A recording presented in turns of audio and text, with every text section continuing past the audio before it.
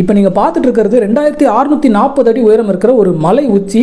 அந்த இடத்துல இருக்கிற ஒரு பெரிய பாறை, அந்த பாறையிலே செதுக்கப்பட்டிருக்கிற ஒரு நந்தி. அந்த நந்தியை பார்க்கறதுக்காக தான் இவ்வளோ ரிஸ்க் எடுத்து மேலே ஏறி போகிறாங்க.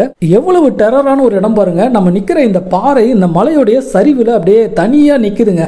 அந்த பாறையில் ஒரு நந்தி சிலையை செதுக்கியிருக்காங்க. இது வந்து 15-16ஆம் நூற்றாண்டை சேர்ந்த ஹொய்சால மன்னர்கள் அவங்க காலத்தில் செதுக்கப்பட்டது அப்படின்றாங்க. இந்த தாய்ப்பாறையிலேயே இந்த நந்தியை வந்து செதுக்கியிருக்காங்க. இந்த நந்திக்கு எதிர அந்த மலை உச்சியில் சிவபெருமானுடைய கோவில் இருக்கு.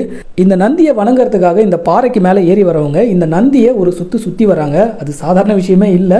ஏன்னா இந்த நந்திக்கு பின்னாடி இடமே கிடையாதுங்க. நீங்க வந்து உயரத்தை பார்த்து பயப்படுறவங்களா இருந்தால் நிச்சயமா இந்த இடத்துக்கு வந்துடாதீங்க. இப்போ நான் நடக்கிறதே பார்த்தீங்கன்னா ஒரு கம்பியில காலை வச்சு தான் இந்த நந்தியை வந்து சுற்றி வரேன். இப்போ ஒரு வழியாக நான் வந்துட்டேங்க.